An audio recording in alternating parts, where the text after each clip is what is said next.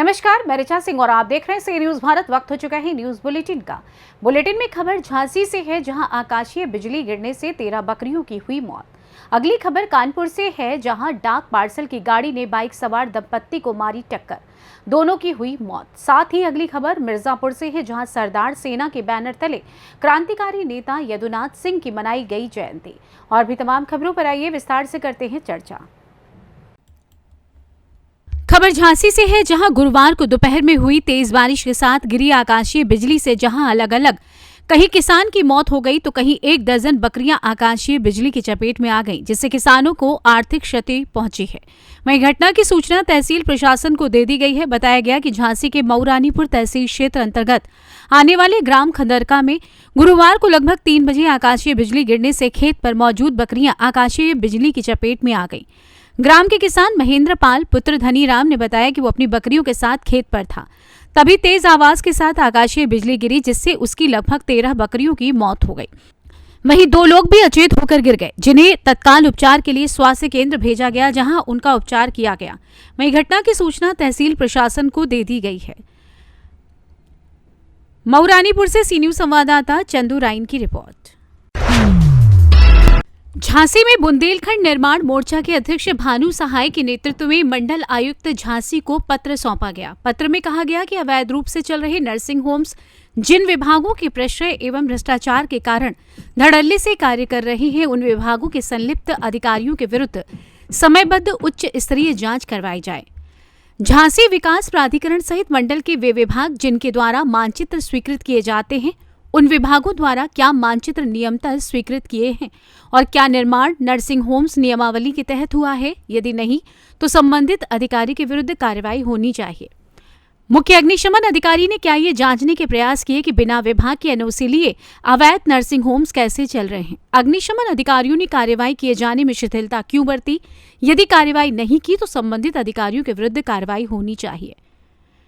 कहाँ पर आए हैं, किस मांग को लेकर के आए हैं? देखिए, कमिश्नर साहब को आज हम एक अंतिम चेतावनी पत्र देने आए हैं। इसके पहले भी हम 2 पत्र कमिश्नर साहब को, 3 पत्र माननीय जिलाधिकारी जी को दे चुके हैं कि जो अवैध रूप से नर्सिंग होम चल रहे हैं, जिनमें किसी भी तरह की अग्नि की कोई उपकरण नहीं लगे हैं।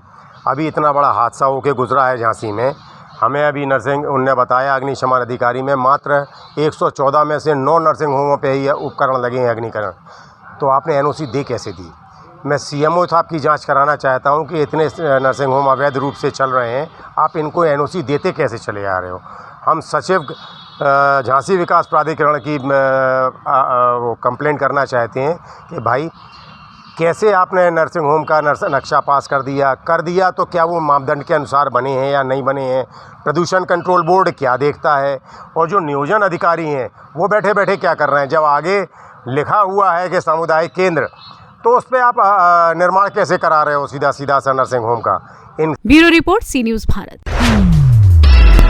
झांसी के वीरांगना लक्ष्मीबाई रेलवे स्टेशन के बाहर सेंट्रल पैलेस में बनी दुकानों पर आए दिन कब्जे को लेकर विवाद की स्थिति बन जाती है। कई बार कब्जे को लेकर दोनों पक्षों में मारपीट तक हो जाती है, तो हर बार पुलिस के हस्तक्षेप के बाद मामला शांत हो जाता है और कुछ दिनों बाद वही स्थिति बन जाती है। शुक्रवार को भी ऐसी घटना घटित हुई, जहां एक दबंग ने यहां बनी दुकानों पर फिर से कब्जा करने की कोशिश की, परंतु पुलिस के आने के पहले ही वो उसके साथ ही भाग निकले। झांसी के सिविल लाइन निवासी संदेश चंद्र गुप्ता ने रेलवे से 54 वर्ष के लिए लीज पर जमीन लेकर सेंट्रल पैलेस का निर्माण कराया और यहाँ पर कई दुकानें उन्होंने लीज पर दी, परंतु एक दबंग द्वारा आए दिन खाली पड़ी दुकानों पर कब्जा करने की कोशिश की जा रही है। संदेश चंद्र गुप्ता के मैनेजर संजीत राजौरिया ने बताया कि एक दबंग किस्म का व्यक्ति आए दिन खाली पड़ी दुकानों पर कब्जा करने की कोशिश करता चला आ रहा है, जबकि संदेश गुप्ता के द्वारा पूर्व में उक्त व्यक्ति से हुआ अनुबंध शर्तों के हिसाब से पूर्ण रूप से नहीं हो पाया। रेलवे के उच्च अधिकारियों के माध्यम से पूर्व में सभी दुकानों पर संदेश चंद्र गुप्ता ने अपना कब्जा ले लिया। इसके बाद भी उक्त दबंग आए दिन अपने कुछ साथियों के साथ आकर कब्जा करने की कोशिश कर, जबकि उसके पास दुकान से संबंधित कोई भी कागजात उपलब्ध नहीं है। उन्होंने बताया कि पूर्व में भी ये व्यक्ति धोखाधड़ी के कई मामलों में जेल जा चुका है। इसकी छवि आपराधिक प्रवृत्ति की है और ये जबरन लोगों को परेशान करने का काम करता है। पीड़ित पक्ष का कहना है कि उन्होंने उक्त प्रकरण की पुलिस को सूचना दे दी है। क्या नाम है सर आपका और क्या घटना हुई आज? मैं संजीत राजौरिया मेरा नाम है। ये सेंट्रल पैलेस का मैं मैनेजरिंग देखता हूँ।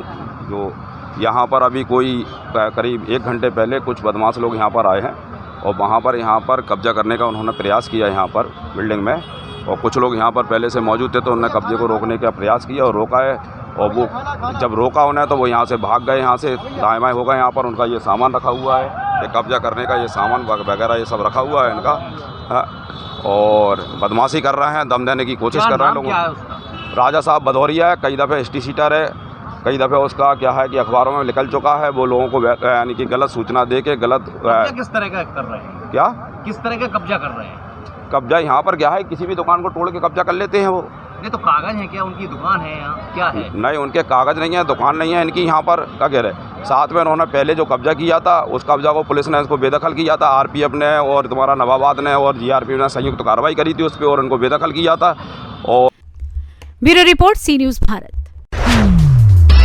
पतारा क्षेत्र थाना घाटमपुर में प्रतापपुर गांव के पास शारदा पेट्रोल पंप के सामने घाटमपुर की तरफ से आ रही डाक पार्सल की गाड़ी ने बाइक सवार दंपत्ति को पीछे से टक्कर मार दी, जिसमें पति पत्नी दोनों की ही मौत हो गई। ग्रामीणों ने आक्रोशित होकर 2 घंटे तक हाईवे जाम रखा। बताया जा रहा है कि कानपुर सागर हाईवे मार्ग में लगातार एक्सीडेंट हो रहे हैं। उत्तर प्रदेश पुलिस चौकी इंचार्ज अनुराग व पुलिस प्रशासन ने मौके पर जाकर मुआयना किया। ब्यूरो रिपोर्ट, सी न्यूज़ भारत। मिर्जापुर जिले के रानीबाग में सरदार सेना के बैनर तले 4 बार से विधायक रहे और क्रांतिकारी नेता यदुनाथ सिंह की जयंती मनाई गई। इस कार्यक्रम के मुख्य अतिथि डॉक्टर RS पटेल अध्यक्ष राष्ट्रीय सरदार सेना रहे। कार्यक्रम से पहले पूर्व विधायक यदुनाथ सिंह के चित्र पर माल्यार्पण कर कार्यक्रम का शुभारंभ किया गया। साथ ही यदुनाथ सिंह के साथ चलने वाले लोगों को अंगवस्त्र और माल्यार्पण कर उनका भी स्वागत किया गया। मुख्य अतिथि ने अपने संबोधन में कहा कि चुनार की माटी पर जन्म लिए 4 बार से विधायक रहे यदुनाथ सिंह एक क्रांतिकारी नेता थे। यदुनाथ सिंह की जयंती हम लोग बड़े गर्व के साथ मना रहे हैं। पत्रकार वार्ता के दौरान डॉक्टर RS पटेल ने जाति जनगणना पर बोलते हुए कहा कि जाति जनगणना होनी चाहिए, जिसकी जितनी भागीदारी उसकी उतनी हिस्सेदारी। साथ ही अरोरा के वनस्थली महाविद्यालय के पास लगे टोल प्लाजा को लेकर उन्होंने कहा कि जो टोल प्लाजा लगा है वो अवैध है। यहाँ के सांसद और विधायक से लेकर जिला प्रशासन को जानकारी है कि टोल प्लाजा अवैध रूप से लगा है, लेकिन इसको लेकर किसी ने भी आवाज नहीं उठाई। आज संकल्प लिया गया है कि किसान कमेरों के लोग एक दिन हुंकार भरेंगे और टोल प्लाजा को उखाड़ फेंकेंगे। कार्यक्रम में प्रहलाद सिंह भारतीय किसान यूनियन प्रदेश महासचिव, कंचन सिंह फौजी, रमेश सिंह के अलावा अन्य लोग मौजूद रहे। कार्यक्रम का संचालन रामलाल सिंह और धर्मेंद्र सिंह ने संयुक्त रूप से किया। प्रशासन को डरना सिखाया और आज दुर्भाग्य है कि चुनार की धरती सूनी पड़ी है। आपने बीड़ा उठाया है, कहाँ तक इसको ले जाएंगे? सबसे पहले आप क्रांतिकारी साथी का बहुत बहुत आभार। असल में बाबू यदुनाथ जी चुनार के कड़कड़ में हैं और दुर्भाग्य है, मैं इस बात को इसलिए कह रहा हूँ कि उन्होंने RSS के खिलाफ हमेशा वो शोषकवादी विषमतावादी विचारधारा के खिलाफ हमेशा वो लड़े। दुर्भाग्य इस बात का रहा कि यहाँ के हमारे कुछ लोग कुछ बहाव में बह गए, लेकिन अब वही साथी जो बहाव में बह गए थे, आज वो एक एक साथी यह कहते हैं कि भैया अब ज़रूरत है बाबूजी के विचारों को वास्तविक धरातल पर उतारना। असल में आपने ठीक कहा कि बाबूजी के विचारों को कहाँ तक ले जाएंगे, तो बाबूजी का विचार वही था कि जहाँ मजलूमों की आवाज़ दब जाती थी। असंवैधानिक तरीके से टोल प्लाजा स्थापित किया गया है और मैं जहां तक समझ पा रहा हूं कि निश्चित रूप से चुनार के लिए कलंक है। इस कलंक को कैसे मिटाएंगे? साथी, असल में